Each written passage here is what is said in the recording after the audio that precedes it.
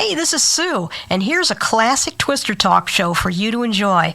Come along with us as we dig into the archives, and as always, thank you for listening. It's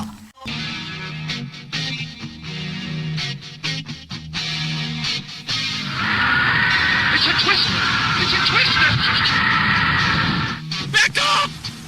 Back up! Back up!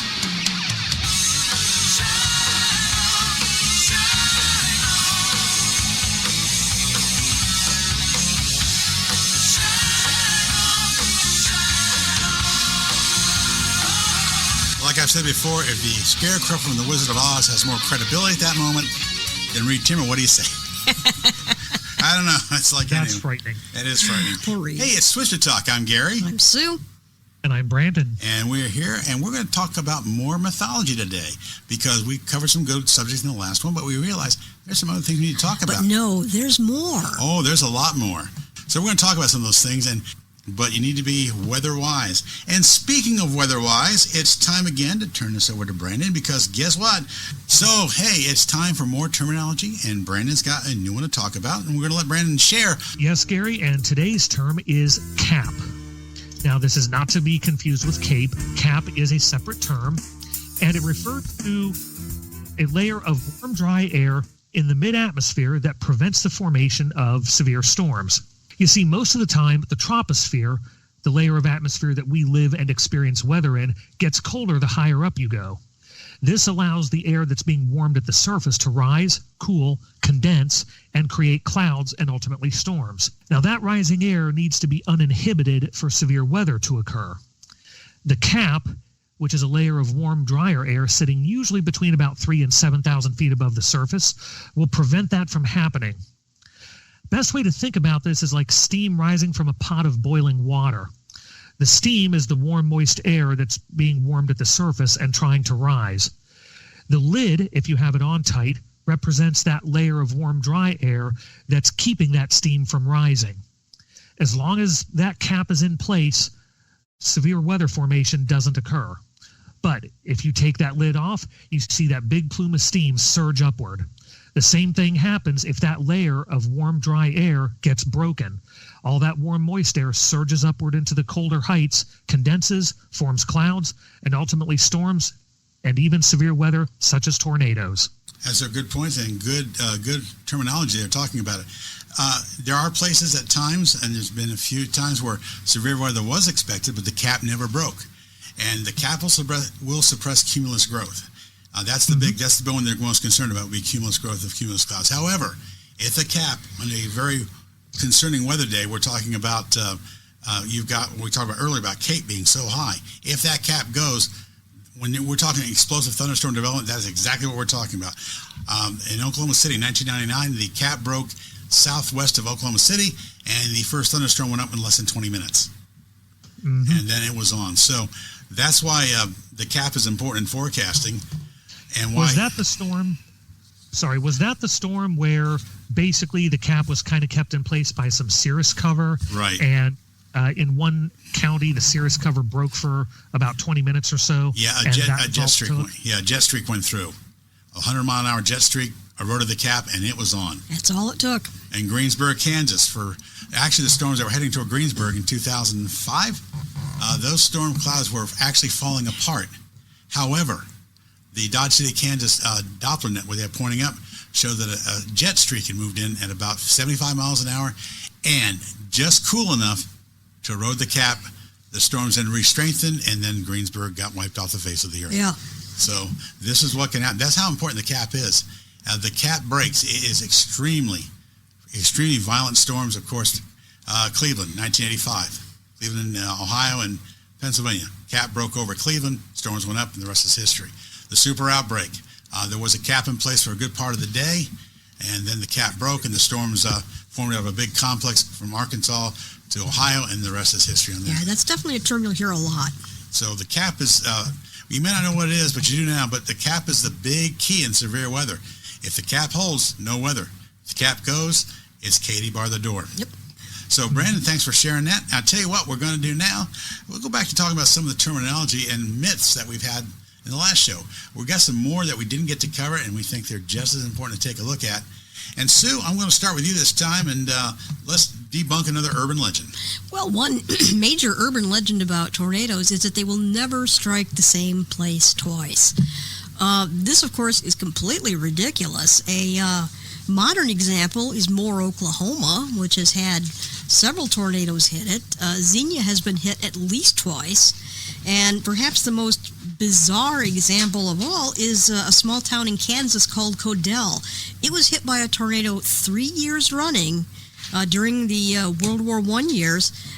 Not only hit 3 years running, but on the same day, May the 20th. There's just nothing that will prevent a tornado from striking the same area twice. It's literally a matter of the luck or unluck of the draw. That's right. And just for history buffs, after those 3 times in a row, they had not been hit for 50 years before another tornado was in that area. So they went 50 years without anything, so who knows? But this whole thing about the misconception about terrain and about rivers and about everything else, I know we touched on it in the last show. But there are a lot of myths related to terrain. Yeah. Brandon, one of the big myths that has been debunked so many times, but still believe it, tornadoes do not strike downtown areas. Yes, there is. There used to be, and there still is sometimes, a widespread belief that a tornado cannot strike the downtown area of a large city. Right. And in fact, there are well over 100 recorded instances of downtown areas being struck by a tornado, with many of them having 2 or more occurrences of a tornado strike. Now, it's thought this myth probably came from the fact that downtown areas cover such a small geographic area, so therefore reducing the actual chances of a tornado forming and striking that specific point. However, it's important to know that just because the chance is small doesn't mean that the chance is 0. Yeah. It could still happen. Yeah, we've all seen those striking images of that tornado that basically went right through Miami before it ran out into Biscayne Bay. Or the tornado went through Salt Lake City. Yeah, that's another one. The F2 that went thid there. And Little Rock, just last year, Little Rock got hit by a tornado. Yeah. So it does happen. Now, normally, like you said, the geographical area, like Brandon was saying, is smaller, so the odds are not as large. But look, Waco, downtown Waco, got blasted by an F5 in 1953. Flint, Michigan got hit right through the center of town. Other places... Xenia went right to the center of town. So they don't hit major cities is a fallacy. They do. And they do occasionally, but and sometimes there's been a lot of destruction. Yeah, I think there was some belief that the heat island effect of a downtown area would break a tornado up, but there's absolutely no indication that has much of an effect. No. That's right. And Brandon, another wives' tale or urban legend is this is one that may have cost people lives. A tornado, if you don't see a funnel, but you may see a debris cloud, that means a tornado's there. But some people will say, no, I don't see a funnel, so there can't be a tornado. And that has proven, sadly, at times to be deadly. Yes, and I believe that's related to a tornado must touch down to cause damage. Right. And like you said, this is a dangerous belief that a tornado actually needs to reach down and touch the ground in order to cause damage. Right. And this can be especially deadly because people may not seek shelter, or some people may thrill seek because they want to get close to a storm, or they believe the tornado either hasn't or won't actually touch down. The violent winds and debris from a tornado that hasn't touched down can be just as deadly. And there is something else to point out here. Mm-hmm. The actual funnel of a tornado is not always wholly visible, so you can't necessarily tell if it's touched down or not. You may see the funnel poking down from the wall cloud and think that the tornado hasn't touched down because it appears to stop, several hundred or 1,000 feet still up in the air.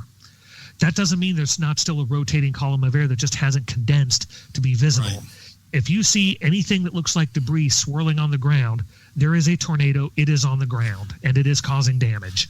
I know that has cost lives. I've read stories over the years. If you see it's passing over a field, you see dirt going up, it's touched down. There's been video of tornadoes and not a clear condensation funnel going through an area of houses. You see roofs flying off, it has touched down, but people sometimes don't buy that. There have been several major examples of that.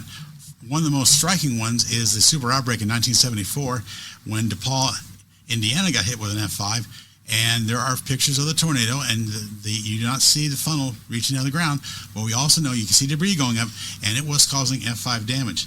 And hey, the El Reno tornado in 2013, it was expansive and translucent at times. And unless you were looking for debris, you wouldn't have seen it. You would not have known that a tornado had touched down.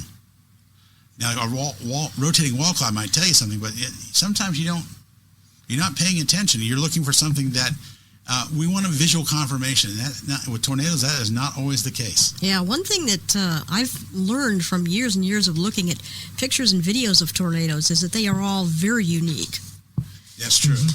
They all differ, and they all have different features to them, and some of them indeed are very translucent or almost invisible, whereas other ones are completely filled with dirt. Yeah, it just depends on the terrain they're going over. It depends on the humidity in the air, condensation funnels, and everything. Yeah. There are tornadoes that occur in weather's, quote, not particularly wet, not a lot humid. Early in the tornado season, you can see videos of tornadoes like in March or February that won't look like a clear funnel.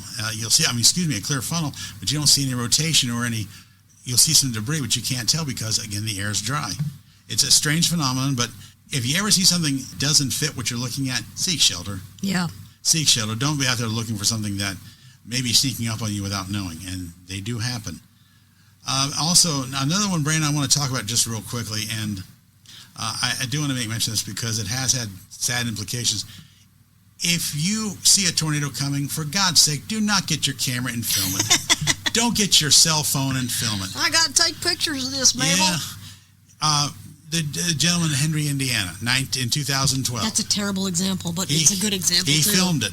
Of course, it killed him because he waited too long. Was it earlier this year, the gentleman filming a tornado going through his neighborhood? He was transfixed with fear. He couldn't move. Oh, my God. And he was killed. Jesus. So you see, that's what we're looking at. And Brandon, like I said, you don't run out there with your cell phone trying to take a picture or a video because if that thing's moving a good clip, you won't know it until it's on you. And I give you the odds. And if you're not looking for shelter, you may not survive. Yeah. Some people who go out and they film severe storms and tornadoes, some of those are professional chasers and professional videographers. Yeah. So they've had some training and they've had some some safety training and some filming practice to know how to frame and film those storms from a safe distance, and also to understand. They have some understanding of weather and weather forecasting, so they've been able to put together a plan of where they're going to go and what their contingency and escape routes are if the storm should do something unexpected. Unfortunately, many of the people who do go out and thrill seek for this kind of thing, they don't have that training, and frankly, your cell phone makes a lousy camera. Yep. Really don't want to mess with it. Now we've got a couple more here. All right. We got a few more to go. And Sue, what's next? Tornadoes only occur in North America. This is actually a big surprise to people living in other parts of the world because Europe has its share of tornadoes. Yes, Russia has tornadoes. Bangladesh had the worst tornado disaster in history in 1989 with over 1,300 casualties. Oh, my gosh. Australia has tornadoes, and in fact, I have an Australian weather site I follow. They're getting ready for their tornado season right now. Right. So, they occur everywhere around the world. Russia has gotten hit hard several times. Yes, they have. In June of 74, just a couple months after the super outbreak here in America, they had a very bad outbreak in part of central Russia. Yeah. Killed about, 400 people. Wow. It was a big outbreak. Yeah. So it does happen, and it happens all around the world. So if anyone says they only occur in North America, it's like, no, they don't, and there's plenty of examples. Yeah. The only country they have not occurred in is Antarctica. Well, there's probably a good reason for that. Yeah, that's probably why. And speaking of that, one more myth, Brandon. Tornadoes never occur in winter. You're wrong. Oh, yes. Tornadoes never occur. Yeah. In fact, some of the deadliest tornadoes have occurred in November and December There and you go. January. Need we say Yes, more? they have. Nope. Need we say more? And that kind of comes from the fact that because tornadoes require warm weather to form, they generally are quite uncommon during the winter months. Because winter months are usually much colder. Right. However, just because they're uncommon does not mean they don't happen. Yep, that's exactly They have it. been recorded traveling over areas with snow cover on the ground. I've seen photographs. Yep. And the tornadoes in the winter months, especially December through about February, tend to be a little bit more dangerous since they statistically travel a little bit faster than they do during the regular tornado season. Right.